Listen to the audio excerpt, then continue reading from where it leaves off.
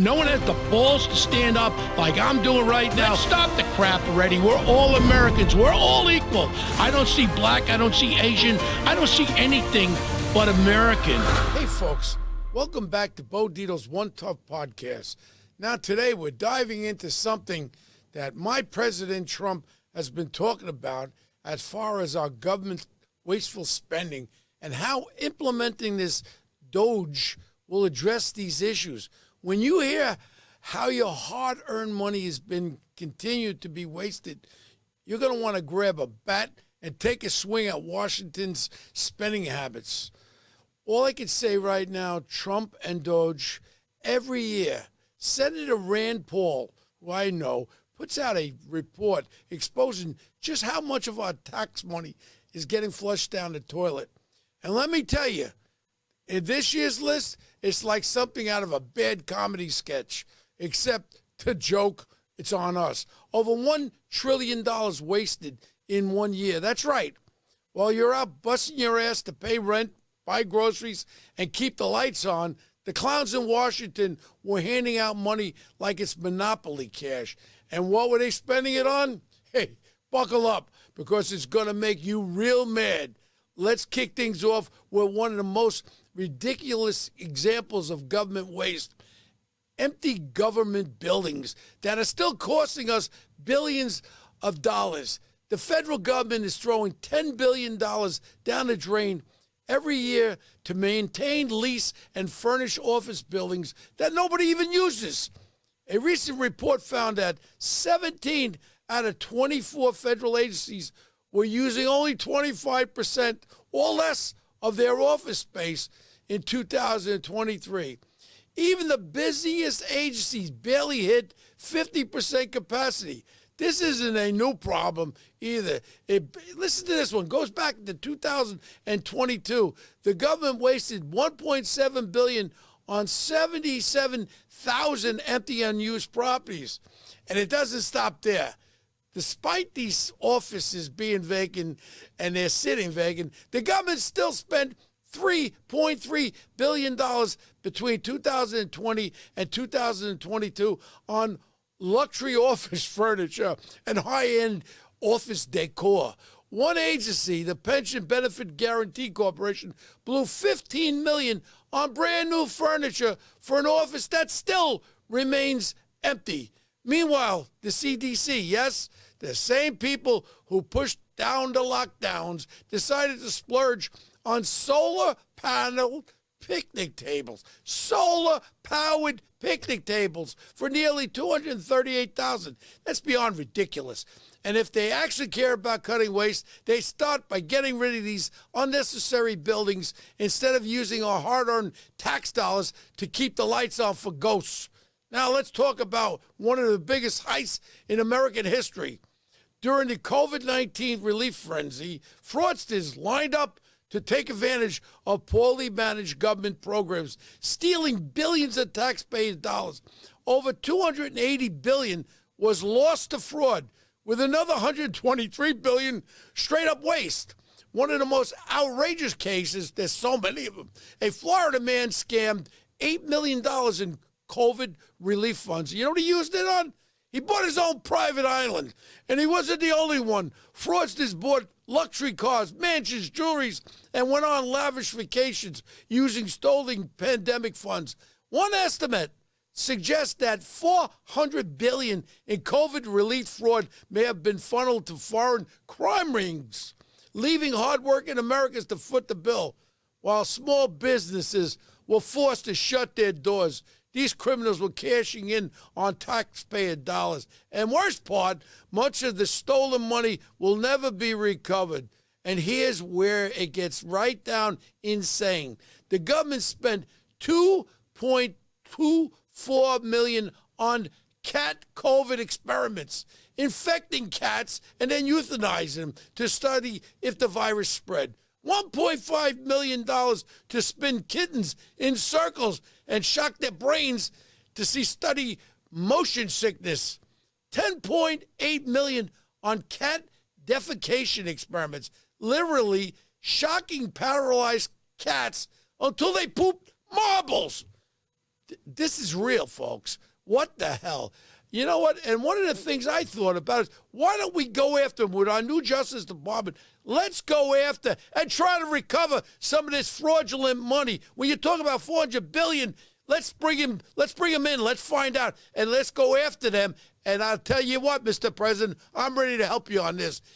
They also wasted $720,000 on ducks in Mexico and $20 million on a Sesame Street show in Iraq, because Iraq definitely needed Big Bird more than Americans needed to lower their taxes.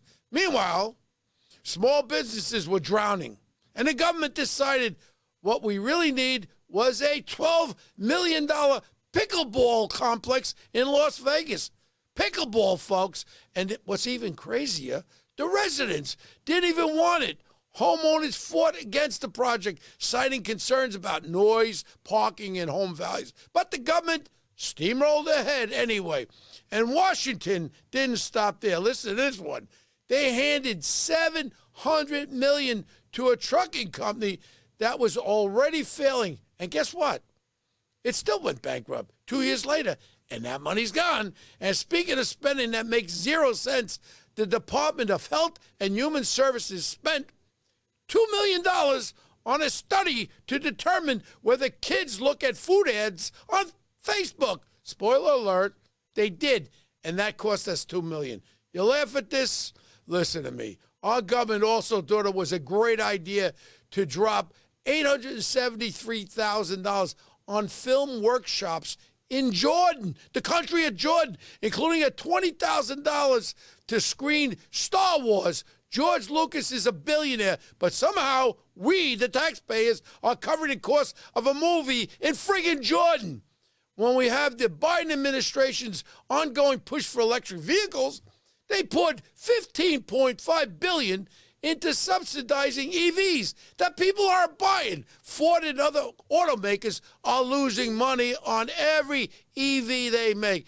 And Washington keeps throwing taxpayer dollars on retooling auto factories that are laying off workers, while billions are being used to prop up battery supply chains that rely on China. And there's something that really gets me. My friends are in the automotive business. They own dealerships all over the place. They're telling me that their manufacturers are stuffing these EVs down their throat, and they can't sell them. They tell them we don't want them, but they keep bringing them out there and keep stuffing them. Nobody wants them. Then there's the $2.5 million, listen to this one, for electric vehicles in friggin' Vietnam. Americans aren't even buying these things, but the government is happy to pay for them in another friggin' country.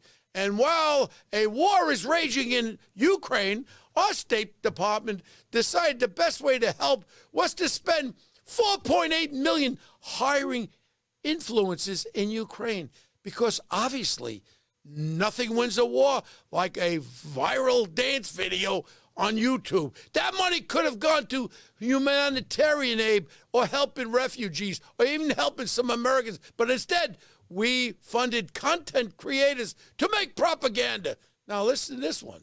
Take Serbia, for example.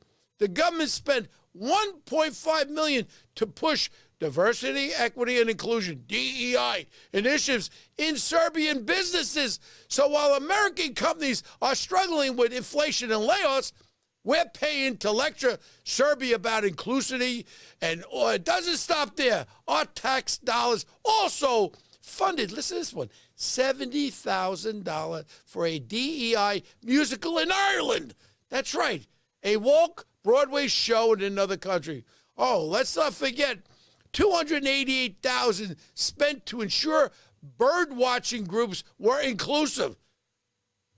Are you hearing me? That's right, safe spaces for bird watchers. Meanwhile, they wasted $500,000 on a PR campaign in Ethiopia using the hashtag U.S. invests in Ethiopian hashtag that nobody even used. If that wasn't enough, Washington also sent $47,000 for a transgender opera in Colombia and $32,000 for a transgender comic book in Peru, because clearly these are America's top priorities. And how about this? I can't stop laughing. $2 million was spent on sex changes and LGBT activism in Guatemala, while Americans are struggling to afford basic health care. Another $6 million went to promote tourism in Egypt, because, you know, the pyramids, they really need marketing. No one knows they're there. And how about this? $10,000 was spent on a drag queen ice skating show about climate change. Yep, that's your tax dollars at work. They also spent $32,000 on a Nigerian breakdancing lessons and $7 million on magic projects, including $400,000 3-season podcast about witchcraft. Here's some more. The U.S. Navy spent $90 billion on warships that don't even work. They bought them before they even tested them, and now they're falling apart. The insanity continues. The government sent hundreds of thousands to a nonprofit linked to terrorist organization.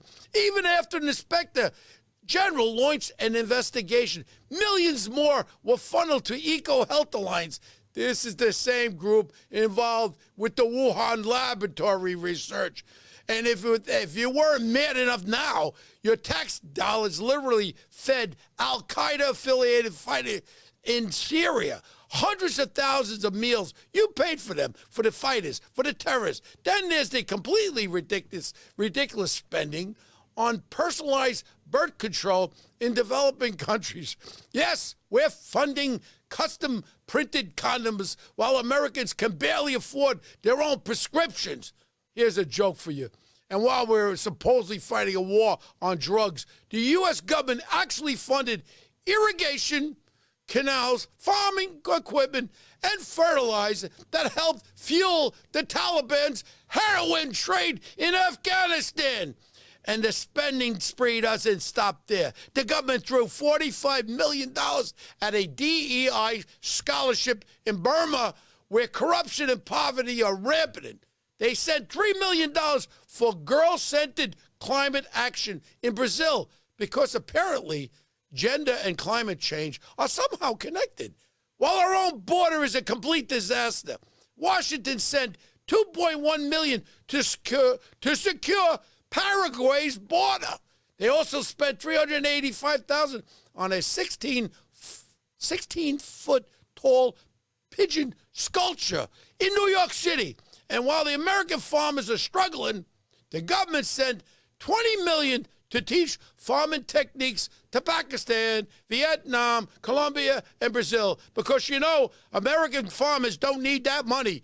The government drew $125 million to radicalize public health through the National Network Health Institutes, forcing critical race theory ideology into our medical system. This money pushes the idea that disparities in health are solely caused by systemic racism rather than actual factors like diet, lifestyle, or access to care. Instead of improving health care for all Americans, this funding is being used to train medical professionals to see everything through the lens of race, creating divisionness and in an already struggling healthcare system. This is so important. Let's not forget $573,000 sent to an anti-Israeli group called the so-called disinformation research, when they themselves they all spread their own propaganda. I'm sorry, I'm just getting so frustrated. They also spent $253,000 fighting misinformation in Bosnia. The same government that lies about inflation, crime, and COVID now wants to teach other countries about the truth. We finally are getting the truth because we got President Trump. Give me a break. This list literally never ends. And now all this reckless government spending isn't just an American problem. It's global. The World Bank is one of the biggest black holes for taxpayer money. And guess who's footing the bill? Who do you think? The U.S. While our government is throwing billions away on nonsense, the World Bank is losing track of $24 billion in climate funding with China, a so-called developing nation, with $3.2 trillion in foreign currency reserves. One of the biggest beneficiaries is China. This is exactly why we need real oversight. And that's where Elon Musk, government efficiency, DOGE, steps in. DOGE isn't just about cutting waste. It's about exposing the corruption that keeps these slush funds alive. And now, former Commerce Secretary Wilbur Ross is calling for DOGE to go after the World Bank itself. Why? Because for too long, this global institution has been bleeding America dry while boosting foreign economies, while American businesses are left behind. It's time to turn the tables. Elon Musk and his high IQ strike team have been working overtime uncovering fraud and cutting government waste at insane speeds. President Trump is backing this 100%, and the deep state is panicking. FBI headquarters just had 6 top executives march out as Inspector General Emilio, whatever the hell his name is, started purging corruption at the highest levels. And speaking of taxpayer money, get lit on fire. How much has New York City really spent on migrant security, housing, and food, and everything else for these migrants? Where did all this money go, and why? Why weren't there any RFPs, requests for proposal, or bid contract? I wonder. We got a mayor now that's probably going to get a pardon. This is shaping up to be one of the biggest frauds in New York City histories. I'm talking about where they're paying 4 times the amount for security guards. No one's talking about it. I'm talking about billions of dollars funneled into programs with zero oversights. All the while, crime rises, businesses shuttering, and American citizens struggle to afford their rent. Where is the accountability? Now let's shift gears. There's a lot happening in the world, and President Trump is making moves that demand attention. Let's get into it. You'll love to see it.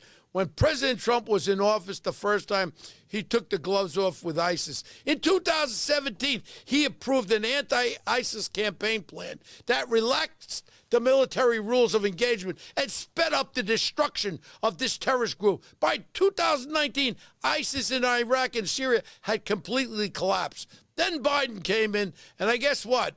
ISIS started popping back up again. But Trump just reminded the world exactly what happens when you mess with America. This past Saturday, Trump announced he ordered precision military strikes on senior ISIS attack planner and terrorists he recruited in Somalia. This is a real hellhole over there. That's where Black Hawk Down was. Trump's message, crystal clear. The message is to ISIS and all others who will attack Americans is, you will find out where you are. We will find out where you are, and we will kill you. Now let's zoom out. The situation in the Panama Canal is worse than we thought. Not only does the Chinese company control both ends of the ports at each end, but now a Chinese construction company is building a bridge across the middle. This isn't business. It's a strategic move by the Communist Chinese Party to seize control of global trade and gain leverage over U.S. naval operation. Our Senator Marco Rubio, our Secretary of State, has been sounding alarm for this for years, and finally people are listening. Rubio has been relentless in pushing legislation to counter China's growing influence in Latin America, warning that Beijing is positioning itself to cripple international shipping routes and control one of the most critical trade pathways in the world. Rubio, alongside other strong voices in Congress, are working to restart American economic and military presence in the Panama Canal, ensuring China doesn't get a hold on and hold the world hostage with a chokehold on all these shipping lanes. The ultimate goal? Take back control of the foolish giveaway under the Carter administration and put American interests first. Even Panama's government is starting to feel the pressure from President Trump, announcing now that they will not renew the agreement with China on their trade and development pact. This is a direct result of Trump-aligned policies and relentless pressure from lawmakers like Marco Rubio, who refuse to let China steamroll America. All our advantage. Rubio's leadership now as a real Secretary of State, not like the fool they had in there, and his tendency has been instrumental in making sure China doesn't walk away with one of the most vital trade routes on earth. This is the kind of leadership we need more of. Strategic and unapologetic, pro-American. This is the leadership we are getting into the first 2 weeks of Trump back in office. What he has done in 2 weeks is more than what the Biden administration did in 4 years. And let's talk Ukraine. Trump made it clear, no more blank checks. If the U.S. is sending billions to Ukraine, we're going to get something in return. Trump is looking into secure rare earth minerals from Ukraine. We're not going to leave it behind like we did with Afghanistan. In exchange for American aid, something Biden never thought of. Instead of just handing money over, Trump wants the guarantees that U.S. benefits our industry, all our industries we benefit from. Now let's bring it back to home with these two NYPD detectives. Another corruption here in the city. They dropped a bombshell lawsuit claiming they were retaliated for investigating corruption at the highest levels of law enforcement in New York City. They were assigned to root out corruption involving top NYPD brass and city officials. And the deeper they dug, the uglier it got. It started with a strip club in Midtown Manhattan, Queens, paying cops for protection and looking the other way, violations and all that. The investigation quickly led to names like James Caban, the twin brother, then Police Commissioner Eddie Caban, even Mayor Advisor Timothy Pearson, and Deputy Mayor of Public Safety Timothy Banks. The moment they brought their findings forward, the intimidation started. The two detectives were showed up to their desk to find photos of rats and their license plate numbers written on them. They were being hunted down by their own department just for doing their job. This is the kind of corruption that rots the city from inside, and it's exactly why the NYPD lost public trust. This isn't about a few bad apples. This is about a system with a crooked leader protecting itself at all costs. If that wasn't bad enough, there's another problem brewing. A website called 50-A.org. It's been launched. It's a facial recognition tool that lets the public upload pictures of the NYPD officers to identify them, their assignments, even their disciplinary records. You already know where this is going. Critics are warning that anti-police activists could weaponize this against cops and even showing up at their homes. The Police Benevolent Association already sent a cease and desist letter demanding the tool be taken down, but the damage is done. When criminals have easier access to police identities than the police do to a criminal record, we've got a real serious problem. All right, we've covered a lot today. Trillions of wasted, fraud running wild, and corruption leaders burning tax dollars while the Americans struggle. From COVID relief scams to China creeping up on the Panama Canal, it's clear this country needs real leadership to stop the waste, expose the fraud, and put Americans first. With President Trump and Elon Musk's DOGE, it's going to go after the World Bank. Marco Rubio, what a great Secretary of State, is fighting to take back the Panama Canal. And Trump is back taking out terrorists. I love it. Thanks for turning into my Bo Dietl's One Tough podcast. Remember, tell people all about it. Stay sharp, and I'll catch you next week. And remember one thing, this is the podcast that gives you the facts.